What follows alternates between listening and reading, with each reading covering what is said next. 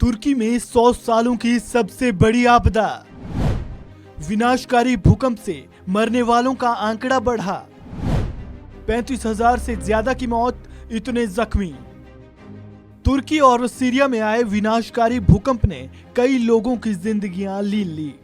इस प्राकृतिक आपदा से मरने वालों का आंकड़ा अब 35,000 के पार पहुंच गया है। तुर्की के राष्ट्रपति रजब तैयब एर्दोआन ने कहा कि पिछले सप्ताह आए भूकंप के कारण देश में अब तक 35,000 से अधिक लोगों की मौत हो गई है। राष्ट्रपति ने इसे तुर्की में आई अब तक की सबसे घातक आपदा कहा है और इस भूकंप को सदी की आपदा करार दिया है। तुर्की में भूकंप प्रभावित क्षेत्रों में बचाव कार्य अभी भी जारी है। कई लोगों के मलबे के नीचे दबे होने की आशंका अब भी है। माना ये जा रहा है कि मरने वालों की संख्या में अभी और भी वृद्धि हो सकती है। वहीं भूकंप के बाद बेघर हुए हजारों लोगों में से कई अभी बुनियादी जरूरतों को पूरा करने के लिए संघर्ष कर रहे हैं और ऐसे में भीषण ठंड उनके लिए और मुसीबत खड़ी कर रही है। आपको बता दें कि तुर्की में 1939 में आए एर्जिकन भूकंप में करीब 33,000 लोग मारे गए थे। मौजूदा घटना में ये आंकड़े कहीं पीछे छूट गए हैं। एर्दोआन ने कहा कि 6 फरवरी को कहरनमारस और उसके बाद के झटकों की वजह से 1,05,505 लोग घायल हुए हैं। तुर्की के अलावा पड़ोसी देश सीरिया में लगभग 4700 लोगों की मौत की पुष्टि हुई है।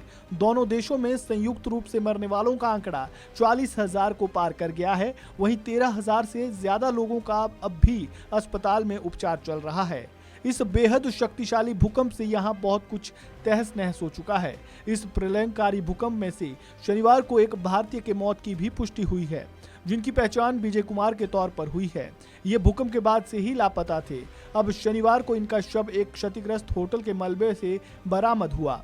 भारतीय दूतावास विजय कुमार के निधन की पुष्टि अपने एक ट्वीट के जरिए की है, जिसमें भारतीय दूतावास ने लिखा कि 6 फरवरी के भूकंप के बाद से तुर्की में लापता एक भारतीय नागरिक विजय कुमार के नश्वर अवशेष मिले हैं और माल्टा के एक होटल के मलबे के नीचे उनकी पहचान की गई है।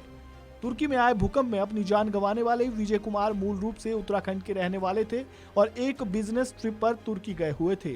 6 फरवरी को आए भूकंप के बाद से ही इनका कोई पता नहीं लग पा रहा था, जबकि इनका परिवार लगातार दूतावास के संपर्क में बना हुआ था। लेकिन इन आपदा के 5 दिनों के बाद उनका शरीर मृत अवस्था में बरामद किया गया। इस खबर में फिलहाल इतना ही। ताज़ा अपडेट के लिए बने रहे वन इंडिया हिंदी के साथ।